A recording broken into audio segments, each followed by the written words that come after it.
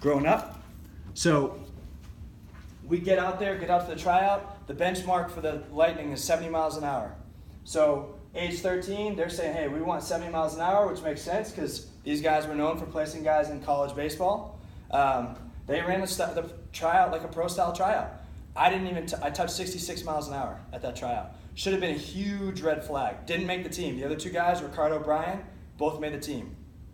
Should have been a huge red flag, wasn't. My family and I chalked it up to, velocity's not everything, Ryan. You're the number one pitcher, Ryan. You're going to be, okay, perfect, that's fine. That was the easiest way for me to continue to do it. Now, keep in mind also that my parents weren't athletes themselves, so their thought was, as long as Ryan's the number one pitcher on the team, and the team's good, and we keep him on these good teams, he's naturally going to ascend to professional baseball because stats matter more than objective measurement. We come to find out that wasn't true. So now I've gone from age 9 up at 57, tracking a professional, to age 13, 66. Now I've slipped. I've plummeted. My stock has plummeted in terms of my goal of professional baseball. I'm at 66. So now I'm hovering. I'm a borderline college player. I'm somewhere in between. I'm good for high school, but I'm lower side of college. Next time I check in on the radar gun, again, I get that data. What do I do with it? Nothing. I just keep moving. I keep pitching, keep flipping curveballs, keep getting wins, and then major mistake because age 16 comes around and it's time for my first showcase. TPX top 96. I get up on the mound and I'm 74 miles an hour. 74 miles an hour at age 16. Not impressive. So literally, I've now gone from professional track at age 9, throwing, prolific thrower prior to that, underload implements, long toss, train like a Dominican. Then I start to train like an American. What I mean by that is, win the trophy, let's get the trophy, let's win the trophy, yeah. We got all the trophies, and then I get here, and guess what?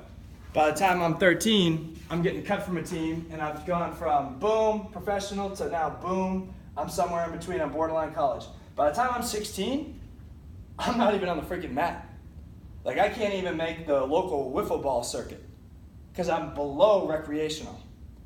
And so at that point, it's time to intervene. So what the first launch was Google. Boom, Murphy household, late adopters of the internet, but we had Google. So Connor and I are in the computer room. We're saying, hey, dude, we got to figure out how to, something's not right here. Like I'm getting cut from teams. I'm getting pissed. I'm sad. So Dick Mills, that was our first launch, our first attempt at deliberate practice. So we start videoing. We start to video what our movement looks like. We start to focus on movement patterns and biomechanics.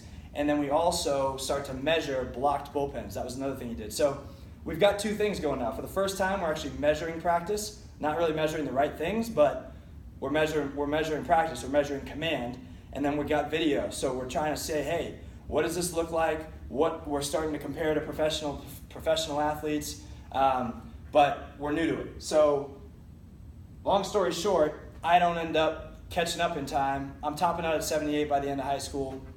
I go to a D3 school in Maine, and I'm a defensive backup first baseman. That's right, defensive backup first baseman. Not very coveted. Totally get it. It was not fun. It was essentially, hey Murphy, second half of a doubleheader, 9th inning, frozen in Maine in the spring, 34 degrees. Hey, you're going to play the last 3 outs. We're up 11 runs. Okay, great, coach. Right? Go out, play, blah, blah, blah, whatever. So finished up the season, very disappointing. At this point, I'm starting to really have some seeds of doubt in my mind about my goal of professional baseball because I'm at a Division III school. I'm not even starting at a Division III school. My Division III coach, along with everybody else, is telling me, hey, dude, just like go get your degree, go be an accountant, and have fun. God didn't bless you with a good arm. You're slow. Like my 60-yard dash time was getting measured with a sundial also. I failed to mention that. Same thing. Not good. So I'm like, dude, I refuse to accept that. So I go back summer after my freshman year of college, and I pitch in a Legion league. I'm pissed because I'm like, dude, I'm not playing in a good college league. I'm playing freaking Legion ball. This sucks.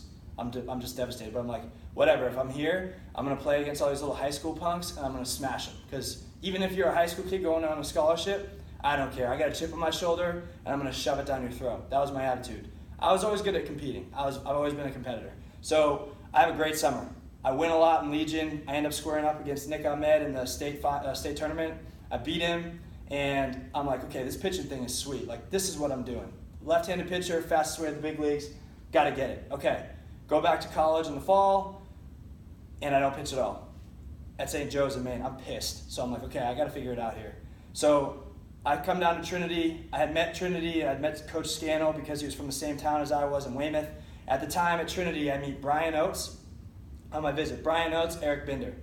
I see people long tossing foul pole to foul pole. I see people whipping a green ball, blue ball, yellow ball, and red ball against a brick wall on a radar gun, smashing ropes down, flipping tires over, and it looks like a freaking circus, and it's against everything I've ever been told, but dude, what I've been told hasn't been working for me, so I'm willing to do just about anything at this point. Time's running out. Time's running out. Tick-tock, sense of urgency. Come to Trinity, move my entire life.